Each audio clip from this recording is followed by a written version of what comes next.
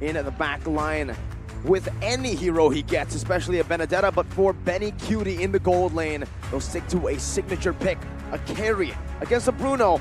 Not really the most ideal of matchups for Echo, but that's how they like to play it. They think more about the team synergy over the hero counters, playing for that one moment.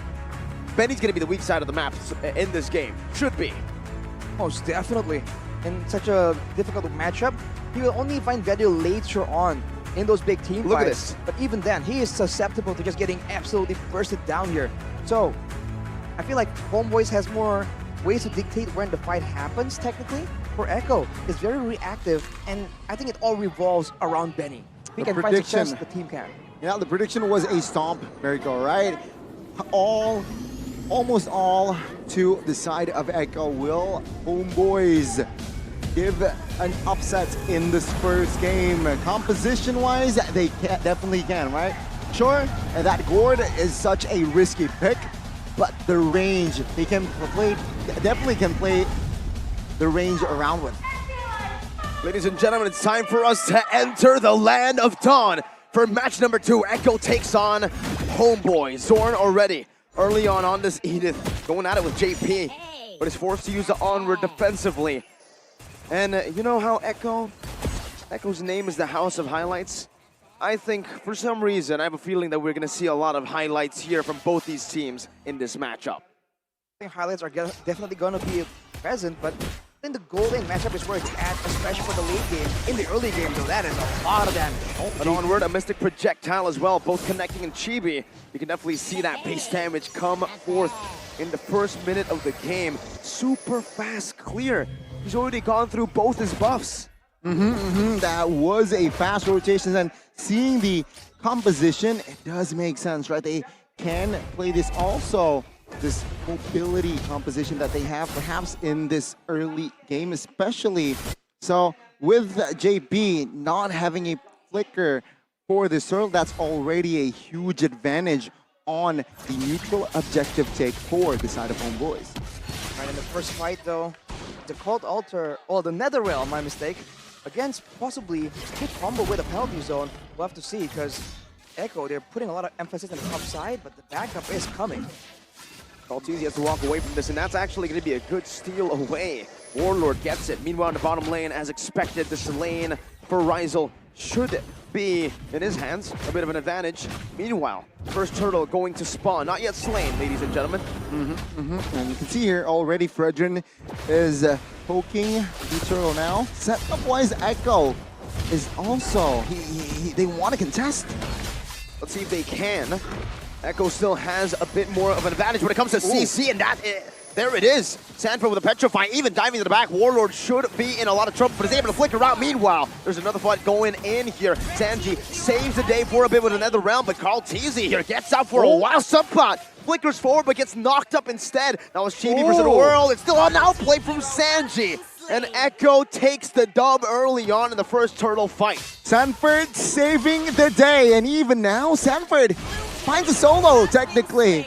Wow, Sanford, earlier on, he distracts Gord, looking for the kill, doesn't really get it, but it made Gord or Warlord recall, and without the Gord, Sanford can regroup with his team, provide the cover, and there you go. Echo grabbing 3 kills in an instant. The early game damage definitely comes from the mid lane, especially when you do have the Gord. Unfortunately, they got caught in a weird 1v1 there. It's not ideal. Shows again that HOMEBOIS, they have all the tools right here, but the setup matters more than ever as Soren finds a play. It's on to Carl Teasy. It's a good primal ramp that gets him low, but now he is caught in the enemy jungle. Behind enemy lines. Zorn with an Earth Shatter, Sanford with Eye for an Eye. Zorn should be dead with a Phantom Slash there, and yes, he does fall in the back. It does give Chibi, however, a big opportunity to secure a neutral objective. The first turtle is now up, is now taken out. So let's see here. Echo, will they be able to somehow equalize, right? That's the question here. Echo, though, economy, they are slightly ahead. They're still pretty okay bringing this into the mid game there, especially if Chibi doesn't really get to snowball hard. Sanji quietly has already amassed 3 kills, already with the Enchanted Talisman. That's a lot of damage, burst-wise, but also a lot of damage because he can spam it a lot more. Mr. Gosh, JP gets out, just barely into another round, pops in the mini when Fury is around to knock Zorn up. That's a double knock-up and some follow-up damage from Sanji and Benny, turning another fight around for Echo. The reinforcements from Echo, man, they are a pod indeed. And again, JP, sure, he burned the flicker, but the minion free comes in clutch, bought enough time for the other members to regroup and capitalize. Homeboys now, again, they're slightly behind, but it seems like they're looking for more proactive plays. Is that the right move? I feel like proactiveness is on the hands of Echo. They kind of actually have a better burst-heavy composition, so unless it's a full-on 5v5, I don't really think Homeboys' composition really lends itself to these skirmishes in the early game. I think later on, when they want to get a big combo, that's where Ryzel can just hold his ground and aim to just outperform, out-damage, output Benny Cutie. But that has to be backed up by a strong early game laning phase. So far, Homeboys has not been able to get one. Okay. Both EXP laners here cutting the waves. They want to join the fight for that turtle, but the fight almost occurred in the mid. Good stampede from Sanji, and Zorn just gets absolutely disintegrated. Even in the back, Sanford in the 1v1. TB, gets a solo kill there. But that was Sanji. At the realm a bit too late, and now the Mystic Gush connects onto Sanji, shutting him down. Warlord picks up the kill. Another kill on the board for Homeboys, but it's always traded in. It's never a one-sided trade this game. Echo, very good. If you want to call it a distraction, yes.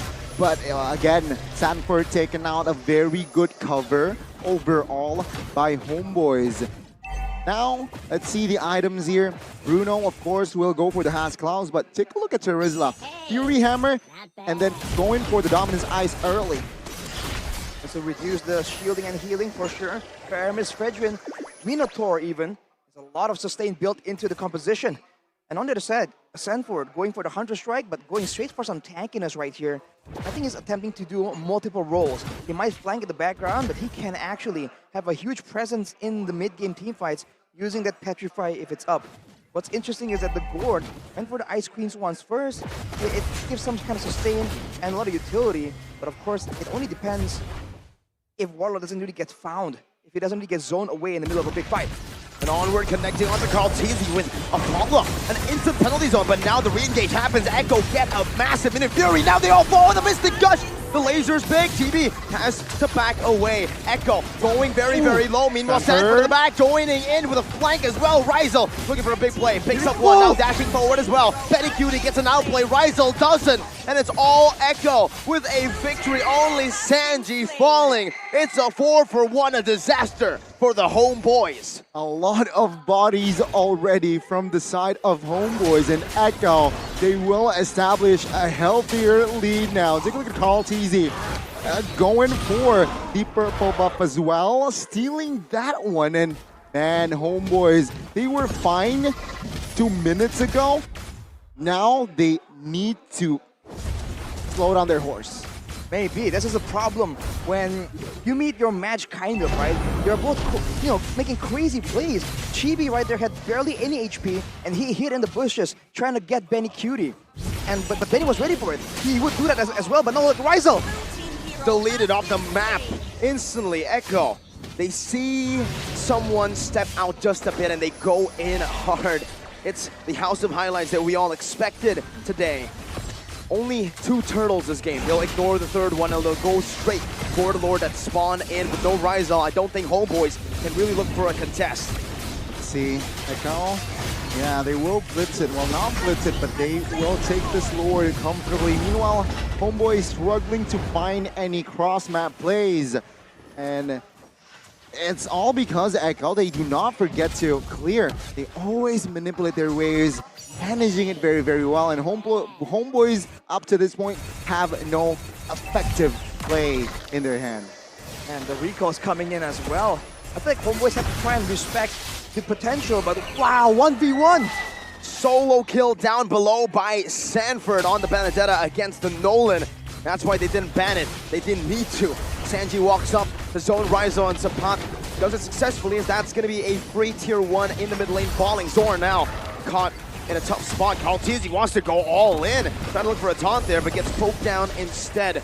Ryzel down to half of his HP, forced back all the way to his base. And the issue right here, especially in these big fights, is that Benny Cutie is relatively untouched. He usually gets, some damage spills over onto him from some AoE damage, but for the most part, he's been very, very safe. Having a Purify and standing next to a Fire Mist and a Minotaur, he can go as aggressive as he wants, and if you go on him, it's not necessarily the right move for Homeboys. It's a difficult situation to be in, and now Echo is taking full control. The snowball has begun. Ladies and gentlemen, that was the first Lord.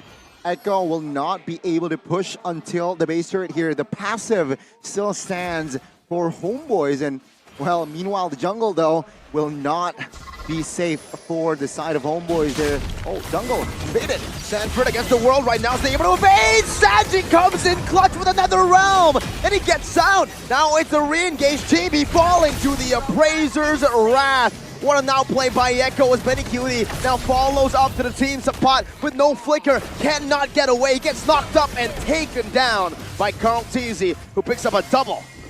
The coordination, the trust, and Echo, they move more. Into the base, inside of it, they don't care. Warlord gets bursted down by one Sand. That's the second half of the Sand duo going in to pick up a killing spree. Dorn running away with the conceal, but the Sand duo is inevitable. Echo, they can't end right here, right now. Chibi and Sapat, can they defend this one? It's just Chibi right now, and he got deleted from the map, and now it's Sapat.